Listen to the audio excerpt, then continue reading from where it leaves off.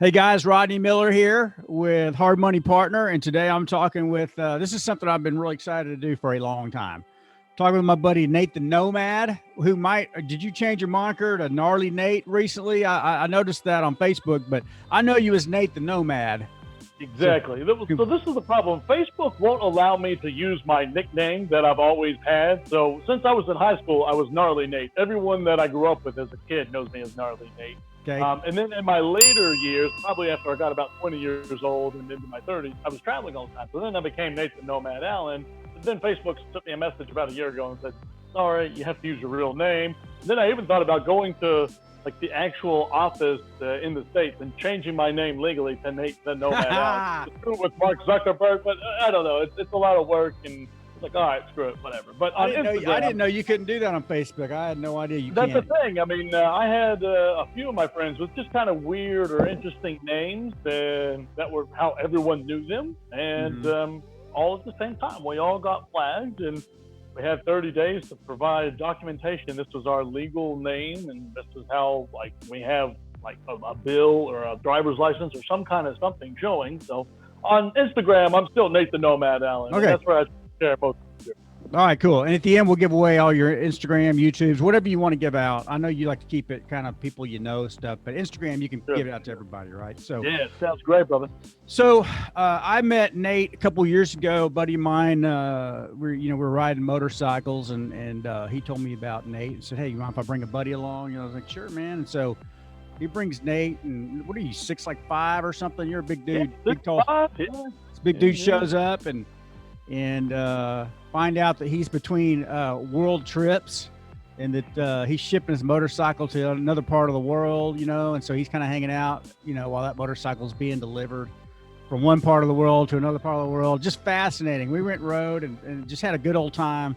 And, I started following you on Facebook after you took off. And so it's really cool to know you, man. It's really fun to follow you on Facebook. But basically what Nate, the essence of this whole podcast or this whole YouTube show is Nate basically leverages real estate to live the life that he wants to, and he's got a piece of real estate here in Oklahoma City that kind of funds his travels, and he travels all over the world, and just has a phenomenally cool life. And you'll see that if you go to his Instagram page, and you'll see pictures and pictures and pictures of him just going all over the world on this motorcycle. It's so freaking cool.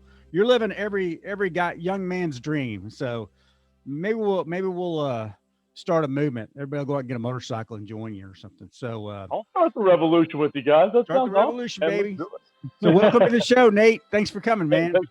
Thank you for having me, man. I really appreciate it. Cool, man. Give me some. So where are you at now? Right now I'm in Antalya, Turkey. It's on the Mediterranean coast, almost exactly south of Istanbul. Istanbul's in the north of Turkey, and kind of everyone knows where that is. The town where I'm at, it's kind of like Cancun for Mexico. A lot of tourism comes here. A lot of people from Mexico, a lot of people from Europe, just because it's so beautiful. I mean, you have beautiful blue water and amazing mountains and ruins and waterfalls, and all within like 20 minutes of each other. It's absolutely incredible. Really? I don't know anything about Turkey. When you hear Turkey, you don't think about the, beauty and all that. I don't know anything about that area of the world. So that's really cool. We'll talk a little bit more about that, but give us a little bit about your background, man. Kind of where'd you grow up? Where you from? Sure. Well, yeah, I mean, so I was originally born in Knoxville, Tennessee, and lived there for most of my childhood until I was in high school. Moved out to Oklahoma, and about that time, I was 13, 13, something like that. And my dad, he gave me a book. It's called Rich Dad, Poor Dad. Brother, it changed my life. I mean, it's the one book I can say that each page kind of moved me forward and progressed me decades in my life, and where I was mentally and physically. And since then, I've read everything Robert Kiyosaki made, and printed, and produced, and it's amazing stuff. But I mean, that book, Rich Dad, Poor Dad, it absolutely changed my life. And I remember being 14 and thinking, I want to be financially independent by the time I'm 30. I don't want to work for someone my whole life and have nothing to show for it when I'm 65. And maybe then I could finally retire when I'm old and wrinkly and decrepit. It just didn't sound good. I don't believe in this delayed life model. And so pretty much everything after that book when I was 15, I geared my life to pick up real estate, figure out a way to buy it, figure out a way to learn it. And this was like in 2001, I guess, 2000, something like that. So, man, like there was no like podcast. There wasn't really YouTube. There wasn't like gurus or anything like that. I mean, there was a couple of like cassette tapes I found at a garage sale. It was a guy talking about like how to buy mobile home parks. This was like from like the 70s, man. So I mean, like it was just not relevant content. Sure. And I went to the public library as much as I could because I was an 18-year-old kid. I graduated high school early at 16 and went to school to be an aircraft mechanic there in Oklahoma City. Okay. I got my ratings to work on jet engines and the actual airframes of the airplanes. And I went all over the world working on planes. And I'm very, very grateful for the career. But I can report back, if you don't like working weird hours or a lot of hours, that's not the job for you. And I knew it was like a means to an end for me. I would do it for a little while. So later I didn't have to. And I was always gifted as a mechanic. So I just said, you know what? I should do what I'm good at. I believe in the Pareto principle and that 80-20 kind of rule. It was just, okay, I'm good at mechanics. I'm not good at spelling. I'm not good at like language and things like this. But by golly, I can fix the hell out of a jet engine. So that's pretty much how that whole thing went. And dude, yeah, I could see you selling the crap out of anything you wanted to sell. So sure. I don't think that's the case at all. Oh, brother, I think my grandfather, he gave me this gift of gab. He could sell snow to an Eskimo.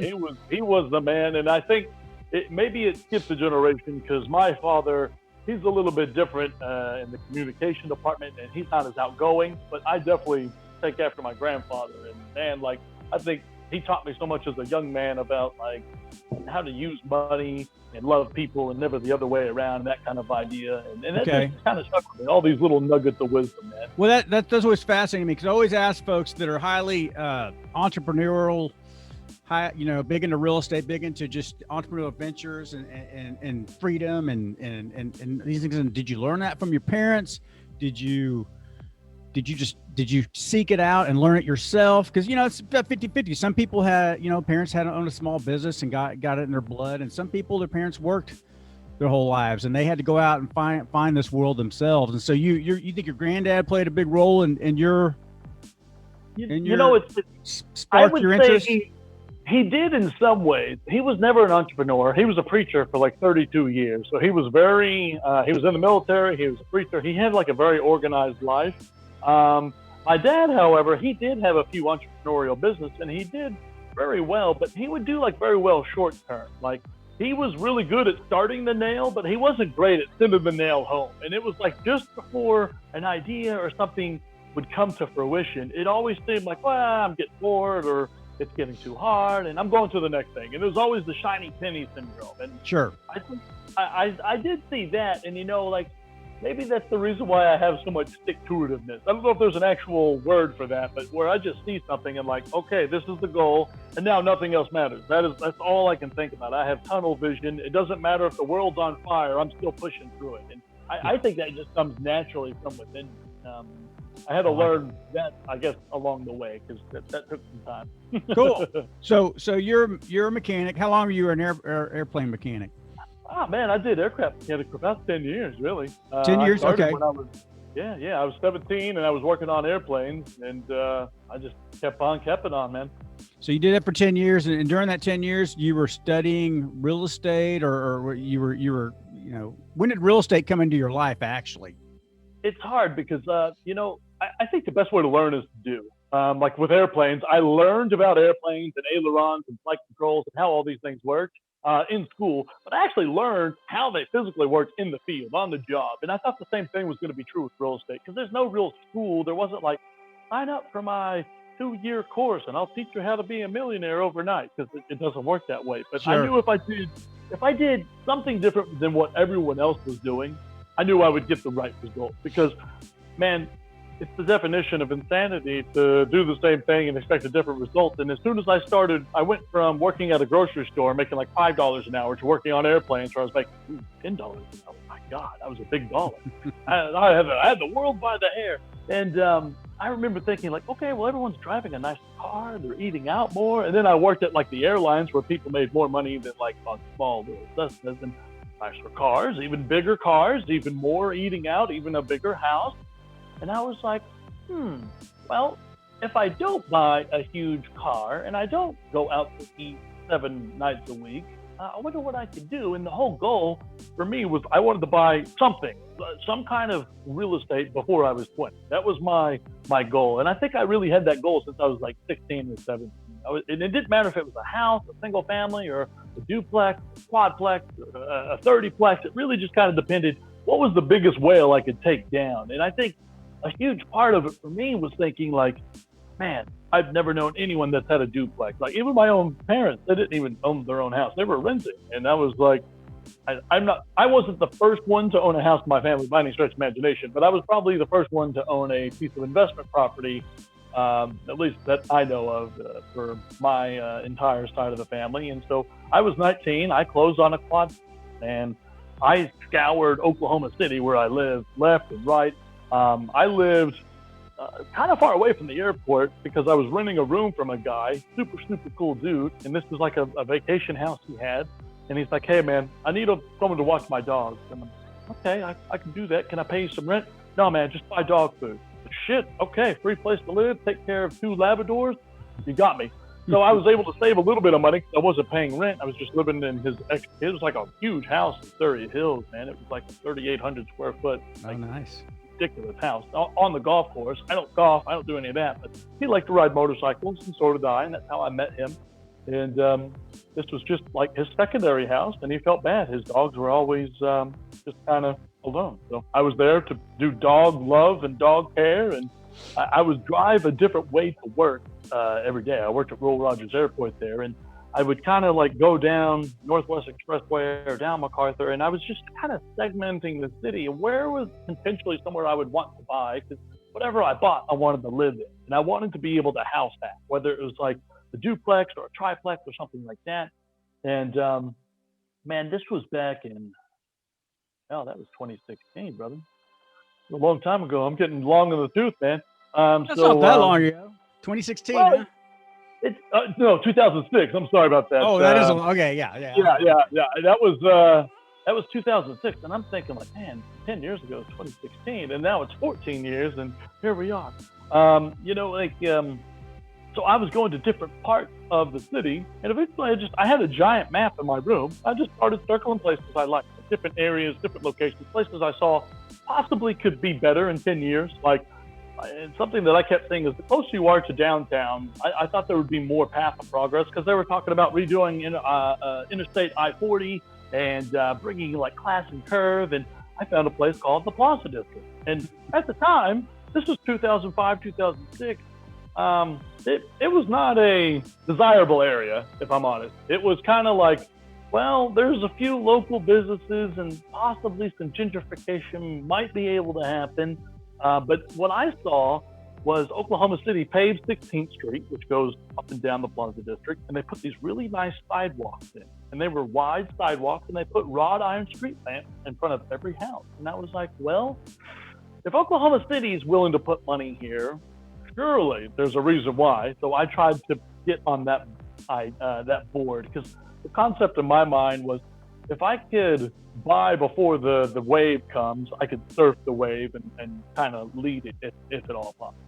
So I actually found a quadplex there, and it was rough, man. It was not a beaut, but now is this the Blue Alamo? It is okay. The Blue Alamo, exactly. All right, so you bought it rough, and then you put you fixed it up.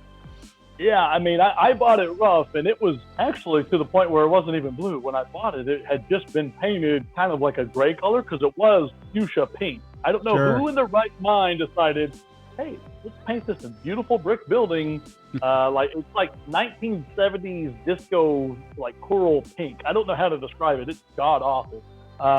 And I talked with the owners, and I'm like, hey, if I'm going to buy the building, can we do something about the color? And there's some California guys, and they had bought it a few years back and did basically nothing, and they were trying to sell it for double what they had into it. And as a young kid, man, I was 18. I think I was I was 19, and I was like, well, I did the math, and I said, if I live in one unit, I can get FHA financing, so I only needed 3.5% down, which in 2000 2007, I believe I bought this building. If you could fog a mirror, you could get a note, man. Anybody was getting mortgages.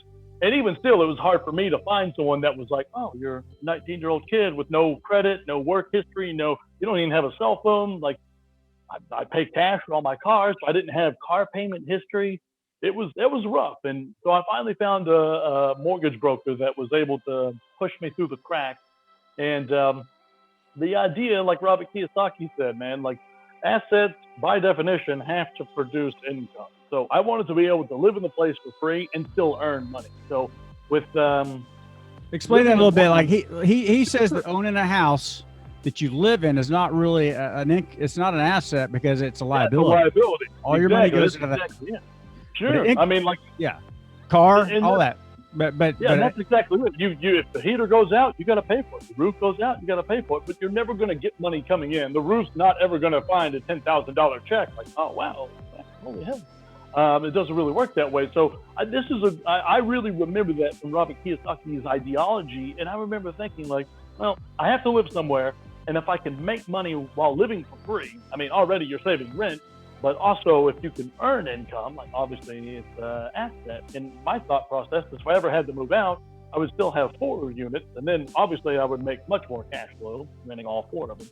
So, essentially, I think I was going to make about $90 a month after I paid the note with the mortgage and the insurance and the PMI, principal mortgage insurance. For those that don't know, some of these guys might be a little bit newer. I don't know exactly who we're talking to as far as investors and real estate guys, but I think most of them will get it. Yeah, and this is the thing. Like, so many young guys come to me and ask me kind of these kind of questions. Oh, PMI, and I see them like writing in their notepad. Okay, we're gonna go. Yeah, I always tell them, I was like, you know what? Get a book and read a few books on real estate. It's awesome. I mean, it's crazy. There's so many podcasts today. You can type real estate into Google Podcasts or Twitter or whatever, and there's 30 of them, and they're all high quality. They all have some kind of value. They're not. Some of them are a little bit sales pitchy, but even if you get past the sales pitch crap, there's still some meat and potatoes in there, man. YouTube channels, there's podcasts, there's stuff we didn't have, man. 10, 20, 15 years ago. There's so much free information out there. You can get started with all this free information. It's crazy what's out there. So sure. So you get the duplex. Did you finance the rehab for that project? And did you rehab it right off the bat, or did you wait a little while? Man, the problem when I bought it, so I saved up I think I had about $5,000 or maybe $6,000. I forget. So the original purchase price was something like $147,000. While you're talking, I'm going to try to share my screen and show pictures of it. Let me see if I can do it. Yeah. So essentially, when I was buying the property, my idea was to live in each unit and then kind of rehab it as we go. So I would live in one unit for 3 months or 6 months and repaint it and recarpet it. And then I would go in the next one and do the same thing and kind of move tenants around that way so I could kind of live and work at the same time on the building. And I found that to be pretty troublesome because, like, you can only live in an apartment without a bathroom for so long, right? Like, sure. So I just decided, screw it. We're moving everybody out and we're just going to gut it. We're going to replumb it, rewire it, everything. And we're going to make it the nicest thing in the Plaza District. Because at the time, this is 2011. We've gone through 2008. Everyone lost everything. 2009, 2010, people are starting to lick their wounds and start to pick back up. Probably about 2011, I think we swung the first hammer through the first wall and we gutted everything, brother. I mean, like, there was no walls. You could see from the north side of the building to the south side of the building. No windows, no nothing. Really? Wow. I mean, it would have been easier to take the doorknob off, bulldoze the building, build a brand new one, and then put the old doorknob on and call it a day. I mean, that's really the level we did it, because we found a lot of hidden structural damage and a kitchen fire at one point that had just been patched over and called it a day. But today, man, we got 3/4 inch, quarter stone oak hardwood floors, curved glass showers that come in from Dubai. We imported those because we couldn't find anything that was just special enough to go into these little bathrooms. We wanted to make the most of our space, so we moved some walls around. So basically, we put a giant piece of Noah's Ark in the living room, and now there's no wall, so it feels much more open. So even though it's only 850 square feet, man, it feels a lot more than 850 square feet. And because I lived in each apartment, I knew the downfalls. I knew the pitfalls of the building. So I knew that 16th Street was very busy. So we put soundproof, double pane windows that are argon filled, but they also have a sound filter built into the window. So when cars drive by, you no longer hear the car. And we also double insulated the interior walls, but we triple insulated the exterior walls.